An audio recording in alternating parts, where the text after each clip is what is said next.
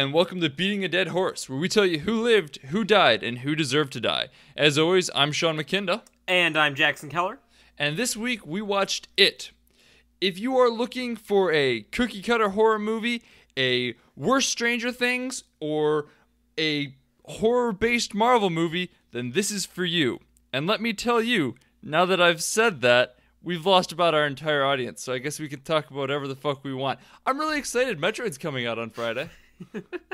Oh, that'll be fun. Yeah, it's gonna be great. I'm gonna create like a little pentagram because I have like all the amiibos and stuff now, and I'm getting the DS. I'm so excited. You know, I've been enjoying Hey Pikmin a lot more than I thought I would. I thought it'd just be a throwaway little game, but it's quite pleasant. It's a nice like little diversion every now and again. You know, you just gotta take a minute and play it a little bit. It's good. I like it. So on to more pressing matters. It. In case it's not obvious, I was not the biggest fan, but to say I didn't enjoy it would be wrong. I just thought it could have been better. It was a competent movie, to say the least.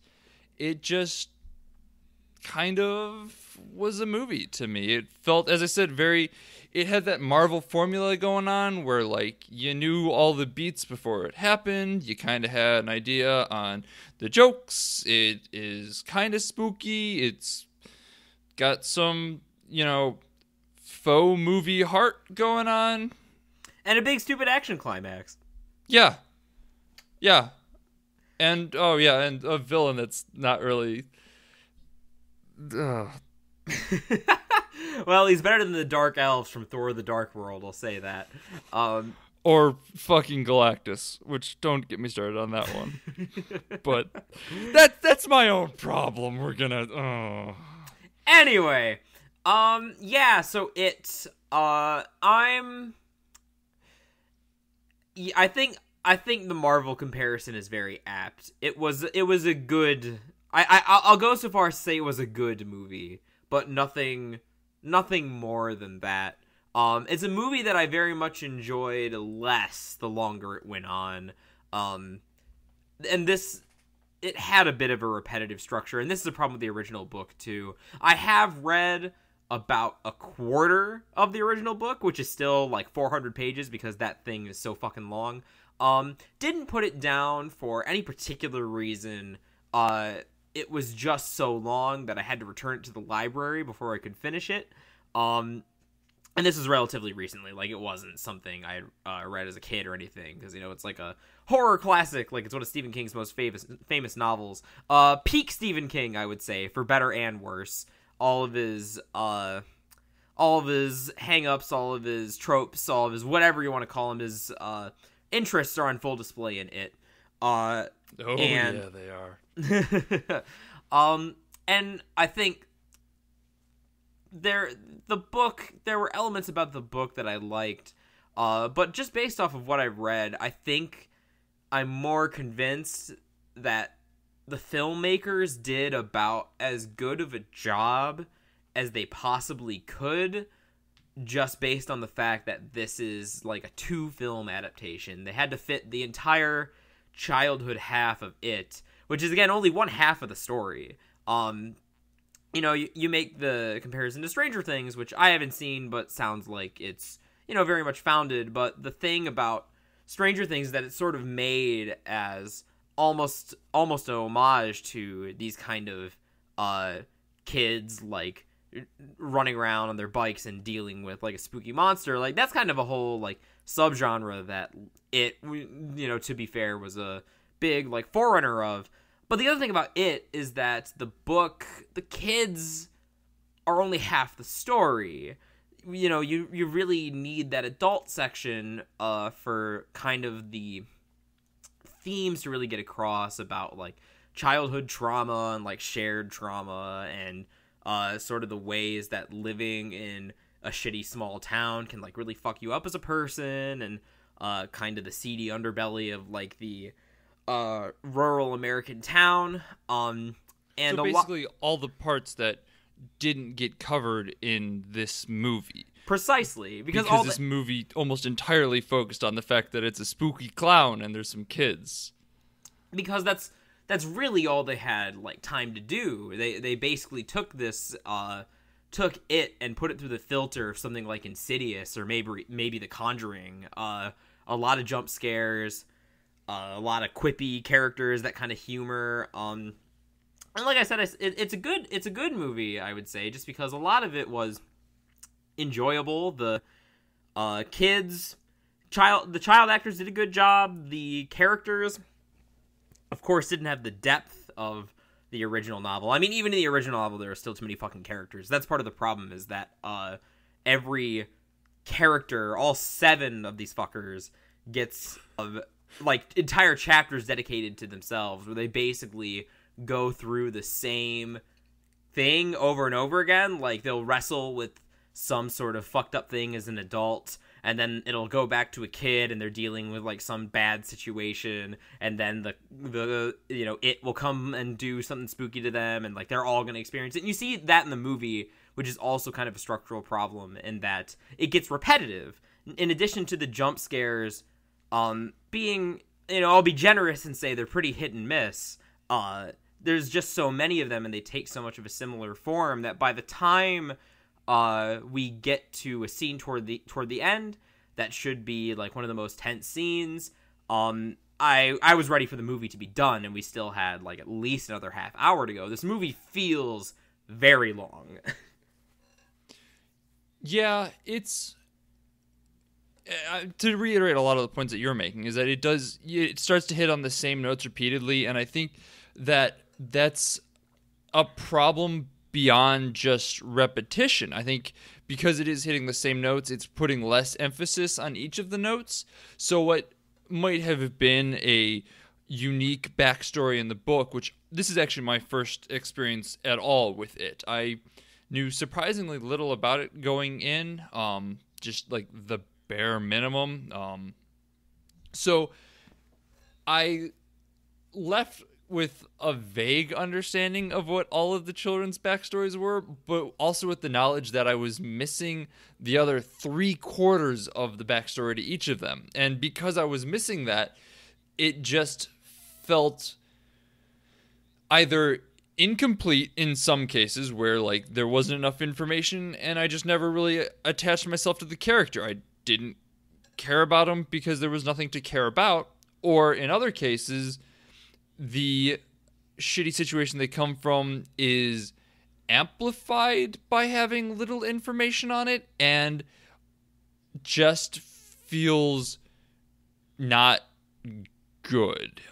There's a character in particular I'm thinking of who has a rough parent, and I don't want to say much more than that, but if you know what I'm talking about, you'll understand what I'm saying, where when we're kind of faced with that fact in the movie, I never felt uncomfortable because of the movie. I felt uncomfortable in spite of it. I was uncomfortable with what was happening just because it was not good. It had nothing to do with, oh no, I care about this character, or I understand why this is happening. It makes sense for this character's arc. It just felt shitty and gross, and like I had to go take a shower, and I was not about that, is what it boils down to. It was not good for someone who hasn't had any experience with the series previously. To someone who does have prior experience with the book, for the record, I never finished the book, and I've also never seen the Tim Curry version, but this particular character, we the details are kind of neither here nor there, but it's Bev, in case you were wondering, if you've seen the movie and you're wondering who exactly we're talking about.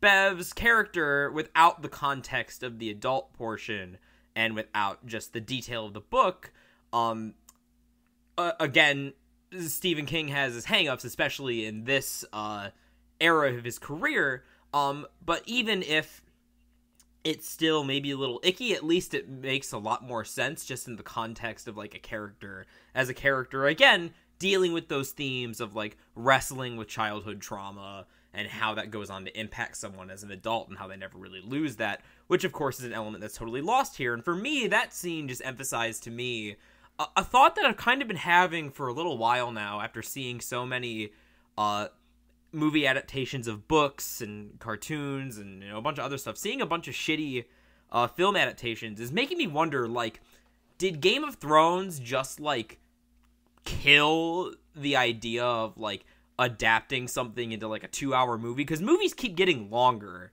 and, like, they keep trying to stuff the gills of all the stuff that, like, fans of the original source material would understand, but, like, it always ends up being, like, they have to cut it down to the basics, or, like, end up just becoming, like, too overblown and confusing to someone who isn't familiar with the source material, because I pretty much understood what was going on just because I had enough familiarity with the original story, particularly the childhood portion, but it just made me feel like that when you boiled the story of it down to just the kids, and this is why I think, like, they did as good of a job as they could have with just the goal of make it into a horror movie adaptation that people will enjoy.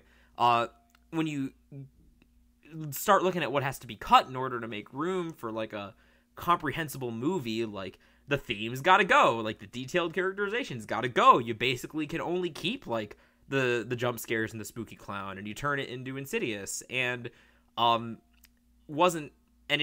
not someone who's, like, I mean, I'm just not a big horror fan in general, so I'm not super well versed in the genre, but, like, I'm not super down on, like, modern horror movies, so I had a good enough time watching this. If someone asked me, like, would this be a good movie to watch on Halloween, I'd say, like, yeah, sure, it works, it's fun. See, and to the downside of the movie, though, as well, I am also not a big horror movie person. I have seen, like, Insidious the year it came out on DVD, and I think that's the most recent horror movie I've watched, and yet I could basically count the beats before the jump scare. It felt very predictable to me, so that's just my 2 cents. I didn't mean to interject, but I thought that was worth noting, is just that as someone who even wasn't necessarily familiar with it, everything felt very cookie cutter and very predictable and very Marvel formula. Like, you just knew it was going to happen. Like, particularly, and I use the words boss fight because that's exactly what it felt like in, like, a fucking video game. But the last boss fight where it just started turning into all the other stuff we had seen throughout the movie, and they're, like, beating it with a pipe, it felt like the worst kind of action climax of this kind of movie. That is just a boss fight, because it is just like, here, show me the skills you've learned previously. I am a shadow, the true self. Like, set the fucking guitar track as the kid, like, pounds it with a pipe. Wow.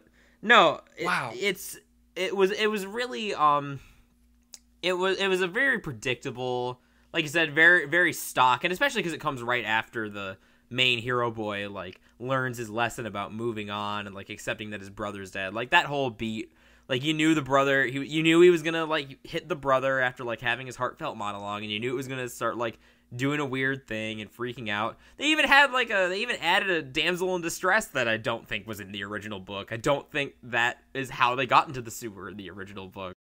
And basically what I liked about the start of the movie, I think that some of the scenes before they outstayed their welcome. Some of the scenes built up a decent tension. I like some of the kids. They were charming enough, despite, again, having really surface level characterizations. The actors all did a good job. Yeah, I mean, it like a Marvel movie, it kind of carries itself on this charm. And when you stop being charmed by it, if you ever were in the first place, and you kind of look at the actual, like, storytelling construction, there's nothing egregiously bad about it, but there's nothing really compelling about it either. And that's just sort of what leaves me thinking that this, if ever, like, maybe the Tim Curry version had the right idea, making it a miniseries. Don't know why they didn't do that, especially, like, in the age of Netflix and HBO and all this stuff. Again, I think Game of Thrones might have just unwittingly proved to everyone that if you're going to do an adaptation of a novel, especially a huge ass novel like this, like, a TV show just might be the way to do it. Like, film is not the right medium for it. Yeah, I completely agree in that much like a Marvel movie, there's nothing I can really necessarily dissect to any real degree as to why this movie just doesn't work, and any, actual dissection kind of gets met with scoffing because it's usually minor and doesn't feed into a bigger problem overall, because the movie is fine. So keep that in mind as we talk about this, in that I have a couple issues with a few parts, but nothing that anybody is going to look at and say, all right, well, that ruins the movie for me, because it's still just, it's fine.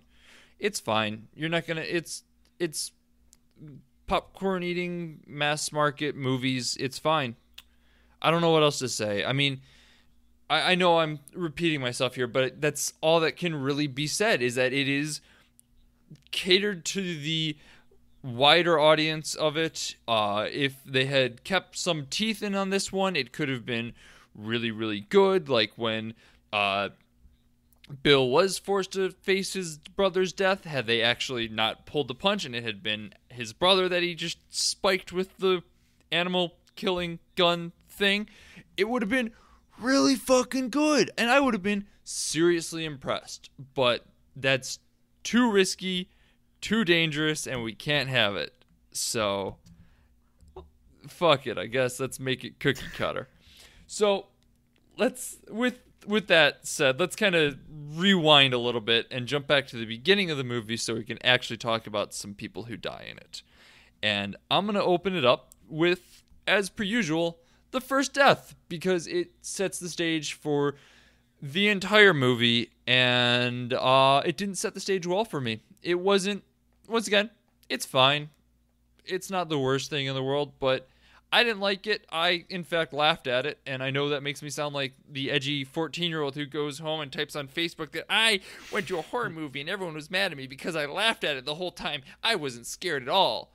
But I was laughing the whole time because it was dumb. Not because it was, like, unscary or whatever the hell they think they're proving, but it was just dumb. Georgie's death is the first death, and he gets taken by it in a sewer grate, and we first see Bill Skarsgård playing it, and he is a great it. Like, I have no problem with any of the actors in this movie. I thought they all did a fantastic job.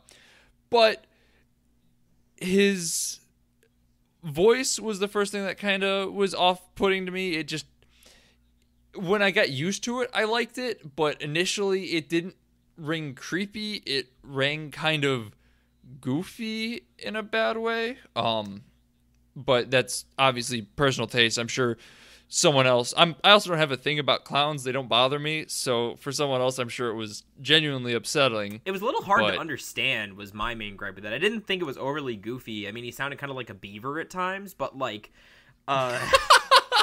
that's sort of what made it hard to understand for me. It felt like he was talking with his tooth a little bit too much, and I had to like sit there and go like, what, and like try and process what he was saying, like as the rest of the scene went by. And that kind of undercuts like a scare a little bit when you're trying to figure out like what spooky thing he's trying to tempt the child with. Don't worry about it. It's scary. It's a clown, and he's gonna jump at you. It doesn't matter what he says. It doesn't matter. As for me, this scene, I didn't laugh. I didn't have an overly negative reaction, just because I was watching this one pretty carefully, from the context of this being a pretty famous scene. The book is kind of a modern like horror classic. It's the only scene I know from the Tim Curry version. The clown in the sewer going like, "Oh, they all float, Georgie," like ah. So I was watching it, mostly, and again, I didn't find Pennywise's voice, too distracting. Again, a little hard to understand, but not, something that I thought was really that funny. I think the scene, in terms of visual construction, does a good job, I think, of building the tension of just kind of having that, I think what's more tense about it than the clown himself is kind of the space in the drain, like that little small hole that like he's holding the boat and you have the kid, and the kid is going to, he wants to reach out and get his boat that his brother made for him. But you know that, like, once he crosses the threshold into that hole, like, that's when, like, that's game over. That's not what you want him to do. And I think it plays on that kind of claustrophobia pretty well. I think it does a good job of that. But where the scene falls flat for me is in the payoff. And I think that also basically summarizes my opinion of the movie, in that, like, it starts off with some promise, but then kind of fails to deliver in the end. Because... as will be a running problem throughout this movie, Pennywise goes for the kill. I don't even remember, it doesn't go for him, I don't think, when he reaches in to get it, which is kind of the building tension of the scene. No, it bites his arm off. It does, but, like, doesn't he, like, step back? I don't remember. All I remember is that, like, his mouth starts going backwards, and there's all this teeth, and it looks like something out of Parasite, which is this anime, and you don't want your... major horror movie looking like an anime, and then it bites his arm off and he kind of screams, and there's the old lady watching, and the old lady doesn't give a fuck, and Georgie just gets dragged into the sewer, and the mouth, like, curling back. You can tell that the CGI looks like a Marvel movie. It's not the worst CGI I've ever seen, but it's not, it looks kind of shoddy. It doesn't look really that good. For your opening scene, you should probably put a little bit more money into it. Yeah, just have, like, a more clever design, or like a more clever staging than just he grabs the boat and then he goes wah, and there's a lot of teeth and then he gets pulled in. It just felt like a bad payoff to kind of what I thought was a promising setup, and again, like a pretty noteworthy scene. Sets off, Bill, who's kind of our main hero boy, sets off his arc. Just pretty well known in the context of it being a cultural thing. So pretty big letdown as far as your opening goes. Yeah, I'm very much of the same mind. Just mainly in that what really killed it for me ended up being the special effects and the way Georgie was taken/killed, because the teeth didn't so much bother me. I thought they were fine. The part that really killed me was after he took his arm, the child actor, and this is not the fault of the child actor, this is the fault of the prop department, because I could clearly still see the kid's arm. Like, his shoulder extended an extra little length, and they did a really not great job of hiding the fact that he was missing an arm, or that he still had the arm that he was supposed to be missing. I'm like, oh, alright, I mean, that took that bite away. And then, like, I don't know whether it was a practical effect or a fake effect, but you just see a little hand come out of the sewer, and it gets too long for what a normal human hand is, and it's supposed to be creepy, but it just looks dumb. Be it practical or CGI, I don't know what would be better in this scene. I feel like both aren't gonna look great. It just kind of looked like almost Ghostbusters-esque, kind of that spooky goofy. Oh, it totally does. You're so right. I hadn't thought about it in those terms, but it totally looks like something from, like, a Ghostbusters movie. Like, pick one, like the CGI one or like the old one. It doesn't matter. Yeah, where it's kind of like supposed to be scary, but at the same time a little funny. Yeah. But this isn't supposed to be a funny moment. This is supposed to be serious and kind of scary. And it just, it made me laugh. And I hate to say that, but it did. It was just Ghostbusters in this moment. And it didn't do anything. The movie's got some problems with tone in general. Like, a lot of the more, like, tense moments. There's the glasses kid who kept, like, making the quips, and some of those, not that any of the quips were, like, overly clever. They felt appropriately like 13-year-old boy quips to me, so I thought that was fine. But where it lost me was he would keep quipping in the middle of, like, an intense scene, or, like, boy, an actual 13-year-old would be shitting his pants right now. He would not be, like, cracking a joke about, like, Pennywise's mom or anything like that. And so intention, like, both on the writing level and the directing level, this movie has problems with tone, like within scenes, scene to scene, it has problems with tone. Again, like the Bev scene sticks out like a sore thumb. Just the way everything is sequenced. You'll get like a sweet childhood moment scene, like followed by like a not great looking like headless horseman like shambling around in the library, and it's supposed to be intense, but it isn't really. Just a pretty kind of a tonal mess overall. And I mean, going back to what you were saying about how this was a big setup with a really let down payoff, I just kind of want to touch on, there are two other scenes that really kind of stand out in my mind of things that were very well set up that just kind of didn't pay off. And no, these don't necessarily have anything to do with death, but I think I want to talk about them because they interest me. And that is both actually involving Bev. I thought her shower drain scene was set up really, really well. It's when the hair comes out of the drain and grabs her and then just starts spurting blood. And I know that wasn't necessarily the greatest scene, but it kind of reminded me of Evil Dead in a lot of ways. And I adore Evil Dead, so I mean, I'm fine with that. And it kind of felt in line with the tone of the movie, because Evil Dead tends to lean more towards the scary side of things than the funny side, but it's also just kind of overblown. And this movie felt kind of overblown in how it wanted to scare things. So I really like the way that blood just spurted, and the shot design and the set design of that whole thing where everything was tinted red was incredible. I loved it. I loved that whole scene. And then they came in and they cleaned it. That was ridiculous. I was like, oh my God. Like, no. Yeah, very... It's so strange because I feel like the payoff to that scene is fine. And I also, again, I like the motif in this movie about, like, holes and drains and, like, tight spaces that, like, you don't want to go near. I think that gets at something kind of primal. So, like, when she's, like, getting the tape measure and she, like, here's the thing, and she's, like, slowly putting it down there, and the tension's kind of building, then it explodes in the blood. Start to finish, I thought that was a really good scene, one of the best scenes in the whole movie.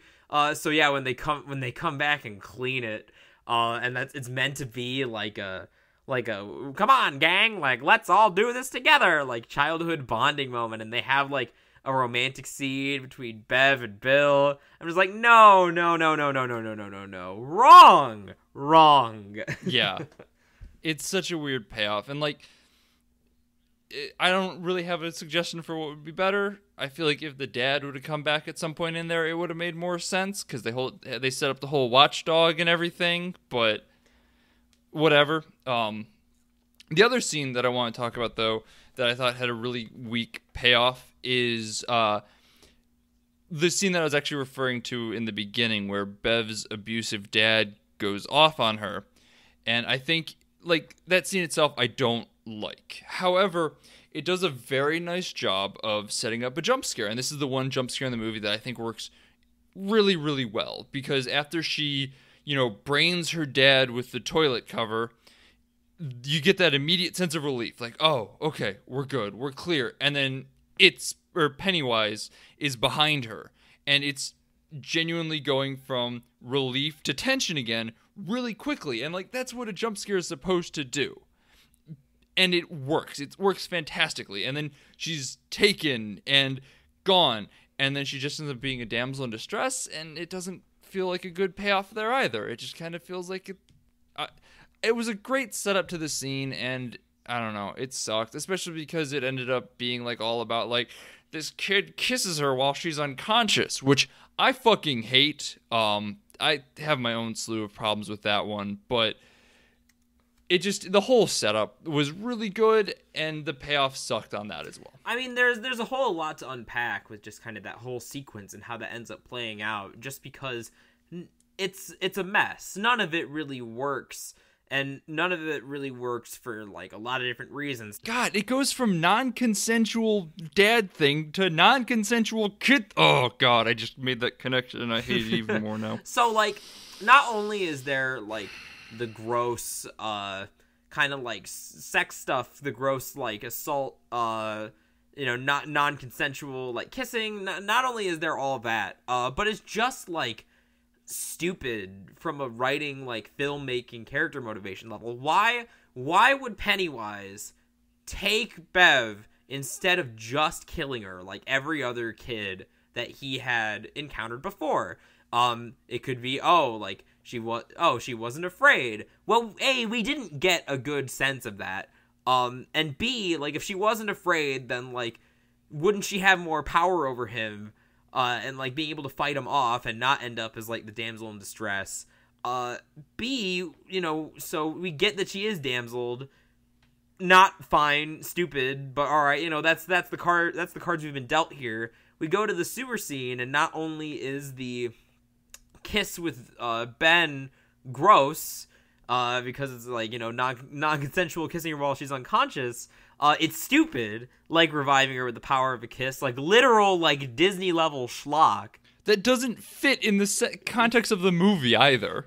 And it's not even a payoff to that character arc, because she ends up like with Bill, like, and that ends up being how that resolves, which is bizarre too. I don't.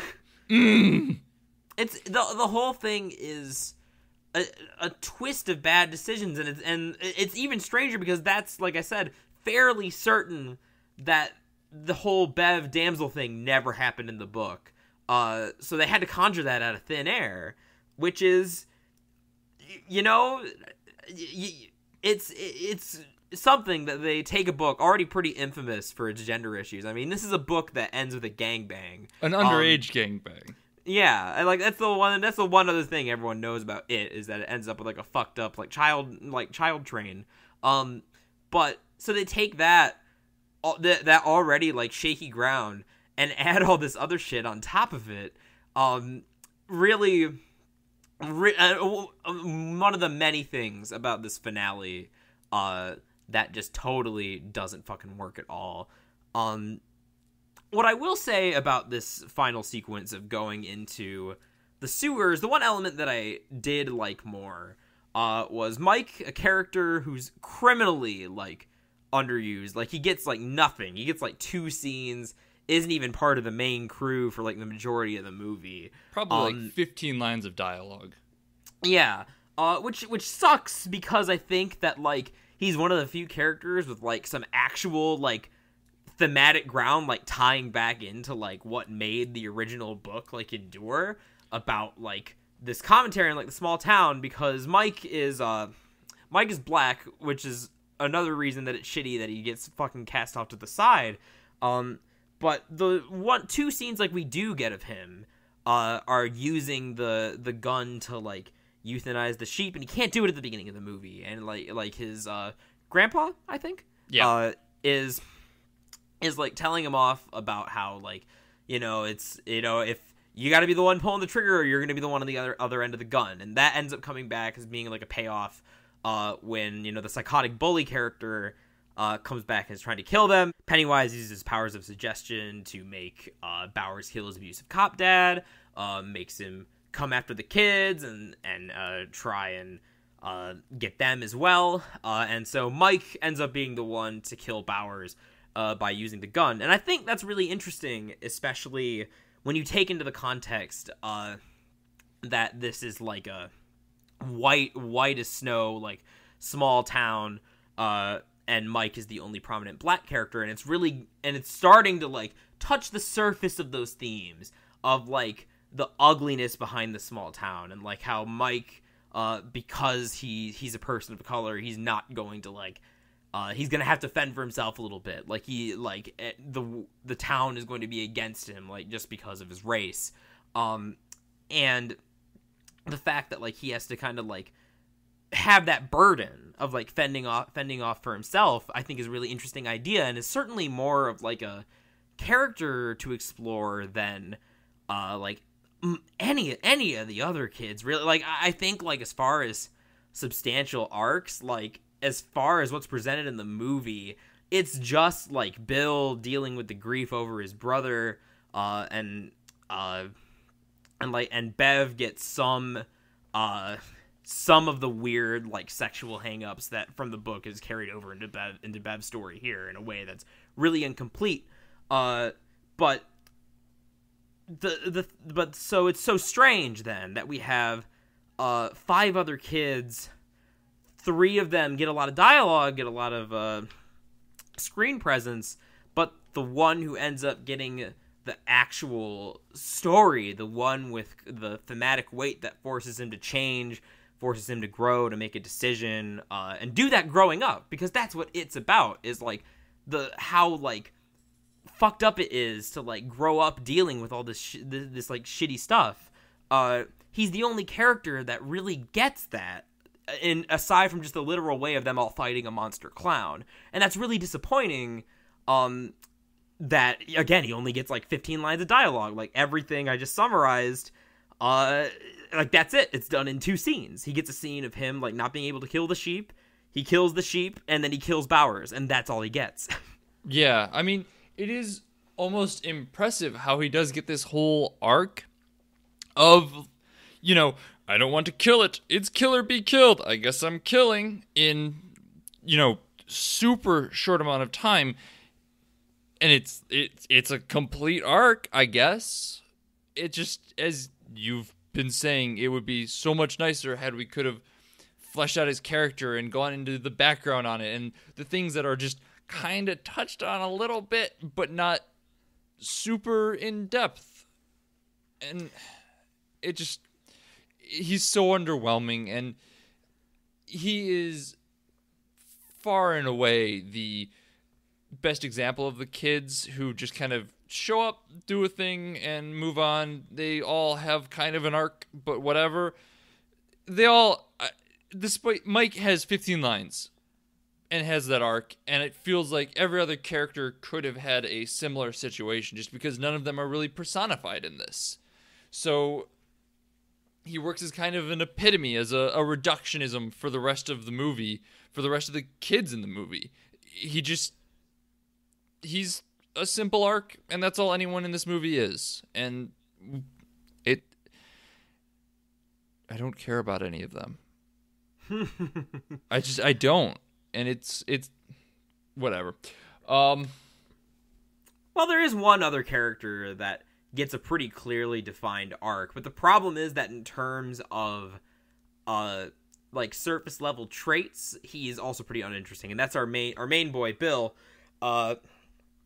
Bill, of course, is grappling with the grief over his brother and sort of his inability to let go and accept facts, and he comes and he sees like his brother and shoots him with the sheep gun at the end, and yada yada yada. And it's also played by numbers that in a movie about childhood trauma rings a little bit hollow, or like, you know, I can't even say that this movie is about childhood trauma. Like, that's what the book was about. But like, this is about a spooky clown. This was about a spooky clown, and other than that though, like the other kids at least, like they get some surface level characterization. Most of them, I think, like Stanley, the kid who's getting haunted by the painting, like he gets as little like attention as Mike almost. But the other kids, like the hypochondriac kid, the quippy kid, you know, the fat kid gets some cute moments, and like they all have a sort of like that surface level that again is maybe charms because of the actors. They get some decent lines, but so they all get that, and Bill doesn't really get that, even though he's the character with the arc. He just ends up being like the serious hero boy. Like, we got to do it. We got to go and, you know, fight the monsters. We got to hold the group together because I'm the only one with the motivation to do it because of Georgie. And just as a character, he ends up feeling so much less compelling because there isn't any more under the surface than just like the typical Hollywood tropes. But he also doesn't have that any of like the surface level fun stuff that maybe some of the other characters do. That like he doesn't feel as much like a like the other ones at least work as sort of stand-ins for your average 13-year-old boy. Like they ring kind of true as like 13-year-old boys, but Bill, when he's not doing plot stuff, just doesn't really register. Yeah, he's kind of an adult mixed in with kids, honestly. He is forcing himself to face this grief over his brother, and because of this, like, everyone else is still a kid and they're going through similar things, but they're still acting as kids would. He's the only one who's charging head on into this because he feels he needs to. And so the problem is, as much as you might want to characterize him, he doesn't really act in any sort of believable way. So you don't get that he doesn't feel like a kid. He doesn't feel like someone that you can relate to. So you never do. He's just a figurehead to move the plot along, and that's all he ever is. He doesn't feel like, not only does he not feel like a realistic kid, he doesn't feel like someone who has, like, maybe been forced to grow up too soon, because it doesn't do a good enough job, like, exploring and portraying grief. Like, you forget about Georgie until someone awkwardly, like, tries to not bring up the circumstance, or, like, tries to not bring up the fact that Georgie's dead around him because he doesn't want to believe it. It hits that same beat over and over again. Someone's about to say the word die, and then they'll stammer and give him, like, an awkward look and change it to, like, all the kids who went missing or whatever. It's the same thing every time until that very last scene. Well, no, it's the same thing every time until that scene in the house where they have, you know, the standard, like, the friend group breaks apart, standard Act 2, like, drama falling out. Then everyone, you know, has to go save the damsel in distress, and that's when he comes to his realization about Georgie, and you get your paint-by-numbers plot. No, I honestly pretty much forgot Georgie existed through probably half of the movie, because he became such a non-issue. So it just reinforces that you never feel like he had to grow up too fast. He just feels like some weird tiny adult child thing. I think all this talk about the ways the characters don't act realistically really comes down to the fact that it's a limited adaptation. There's only so much they could have done to portray these characters without sanding them down to the very basics.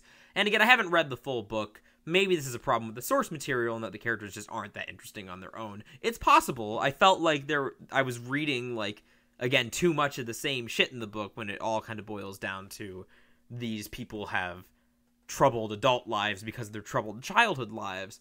But I think when you're talking about tension, when you're talking about these characters, that it's really being hurt by the fact that it is a famous story.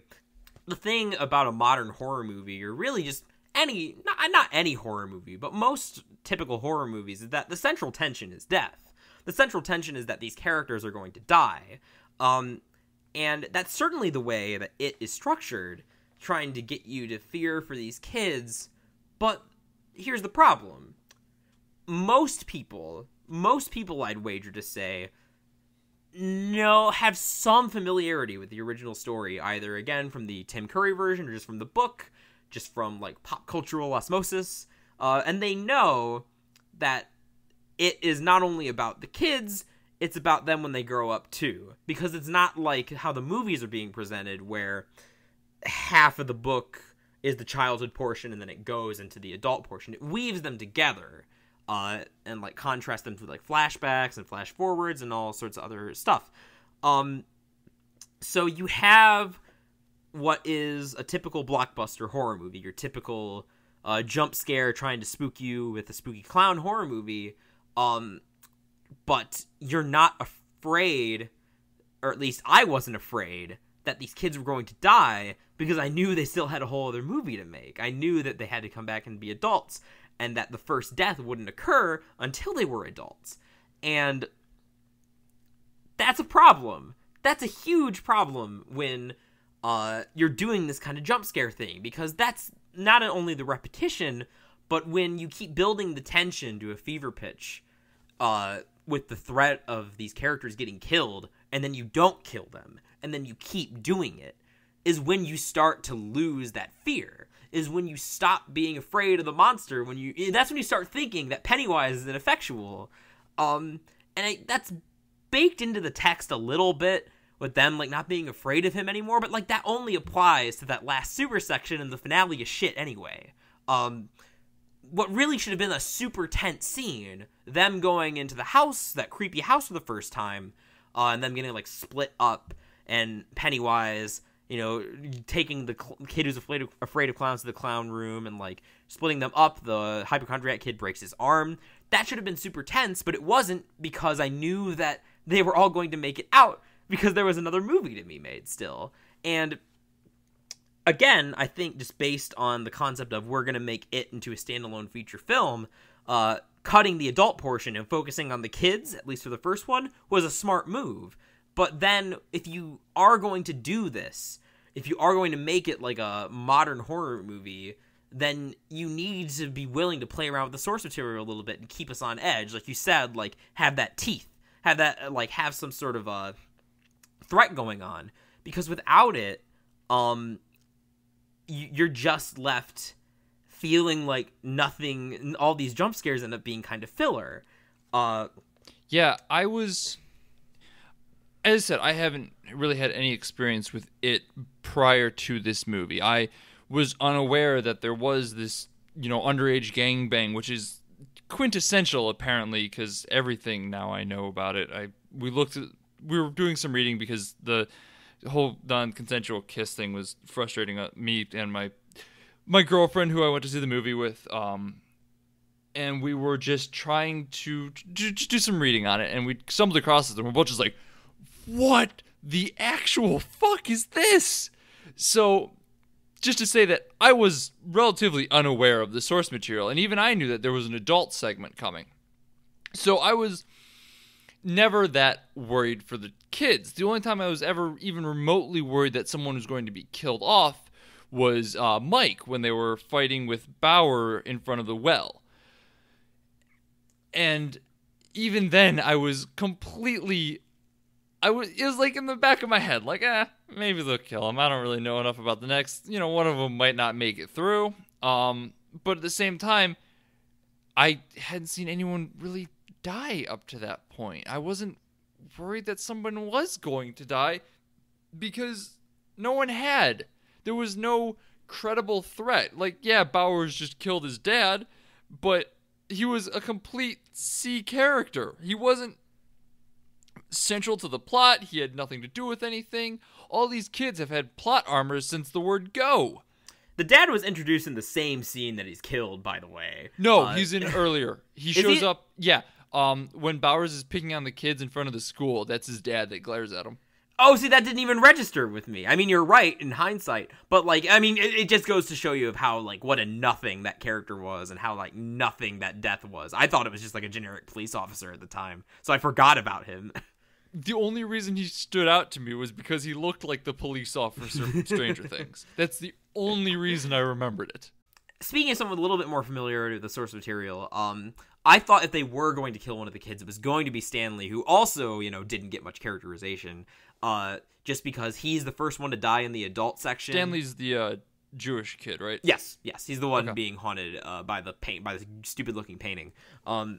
And so, because at the beginning of the adult section, I think this is one of the first things that happens in the novel, is that when Mike stays in Derry, because they gave also shitty of giving Mike's original role as knowing a lot about the town. They gave that to Ben.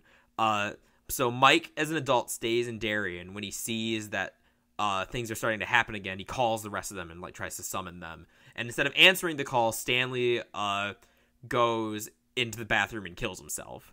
And so I thought maybe that, just to keep us on our toes, they would try and kill Stanley, but he was barely in the movie, and weirdly enough, I felt like the filmmaker was aware of that expectation, because there is kind of an almost fake out with Stanley, with Pennywise sucking on his face, but it doesn't happen until the very end of the movie, where it would not have had any punch anyway, and it'd be we don't give a fuck about Stanley, he's almost as forgettable as Mike was, just because he was so underdeveloped.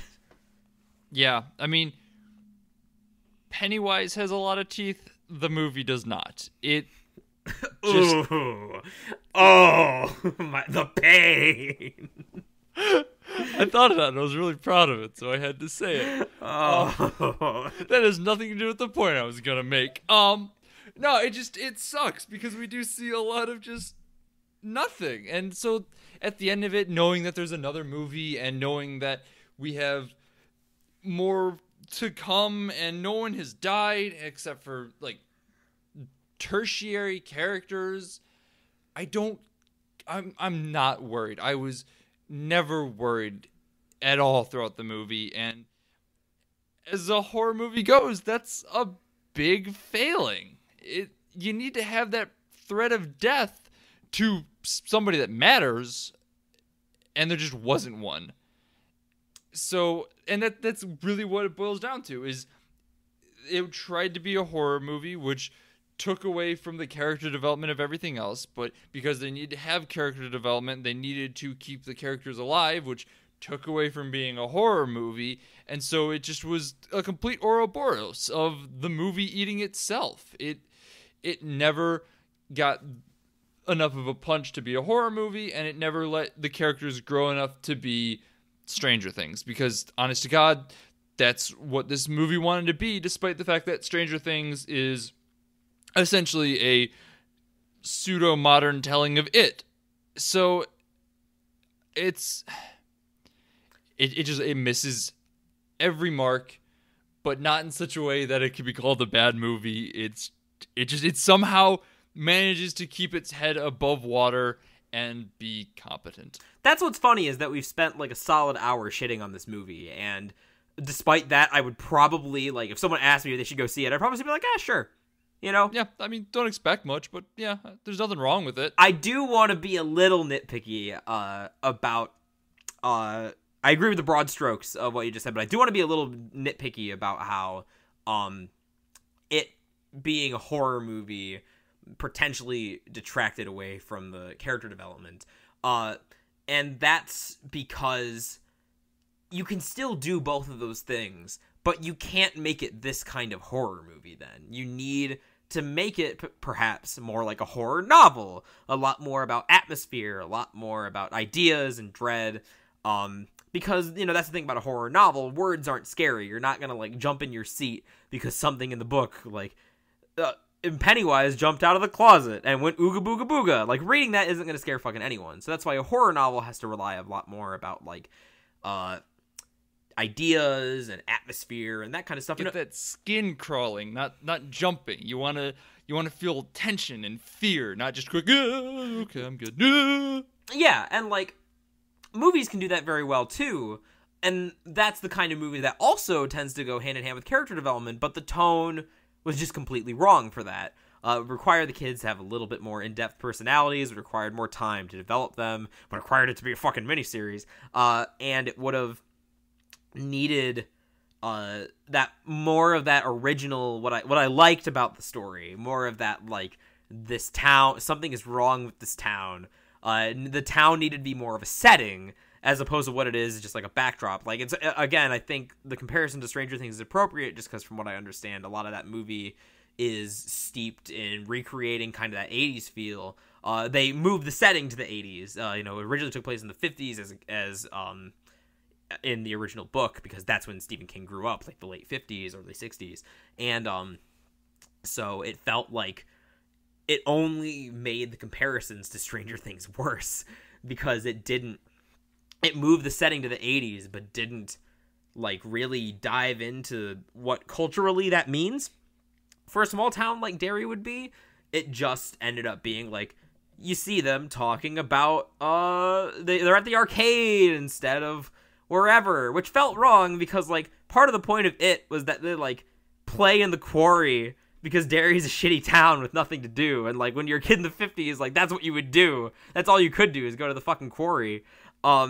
So, but basically it just ends up being a backdrop for, like, Nightmare on Elm Street, now playing, like, or yada bada bada, and really, I think, encapsulates a lot of what's wrong with this movie as an adaptation, and why it really doesn't work, except it didn't really have that goal. It had that goal to be a modern horror movie, and I mean, it kind of works.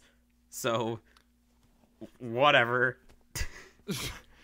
Yeah, I honestly think that if Stranger Things had come out this year instead of last year, I think there might have been, I think I would have received this movie a lot better. But in the context of having Stranger Things come out last year, which was a tension-driven horror movie or horror series that had a lot of character development with the spooky ooga booga, that was kind of just the backdrop for everything and not really the main focus of the story, which is all that it wants to be but can't be. It's a worse Stranger Things at this point. It's a worse Stranger Things.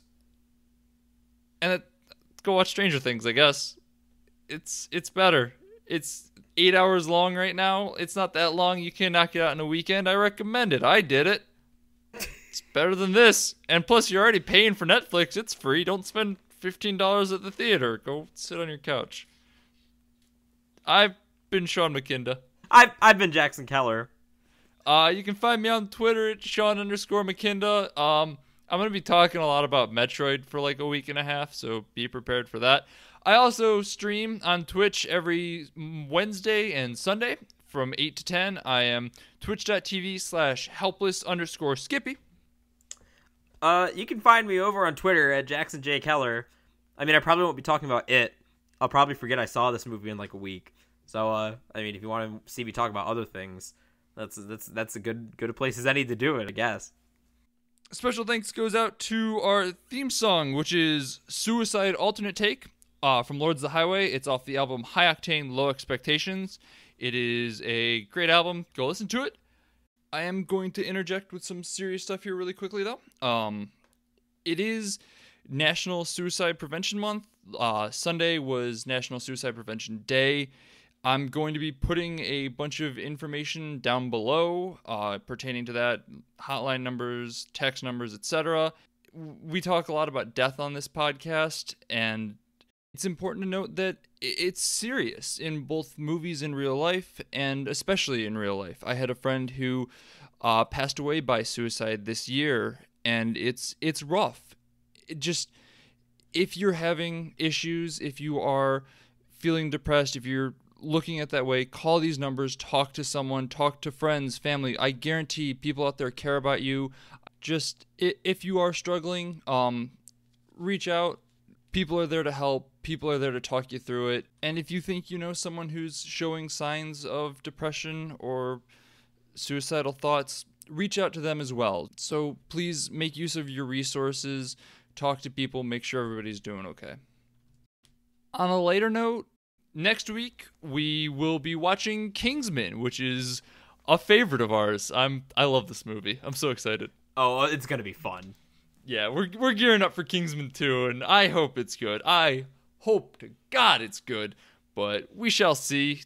Expect Kingsman next week, though. We're going to be gushing the whole time, which is going to be a nice change of pace, because we've been kind of critical recently, so... Yeah, the last few have been pretty kind of downers. You know, yeah. Just in Death Note. Yeah, a little bit. So that should be a good romp. Until then, here's the scary tagline. Bill, if you'll come with me, you'll float too. You'll float too. You'll float too. You'll float too. You'll float too. Scary clown jump scare.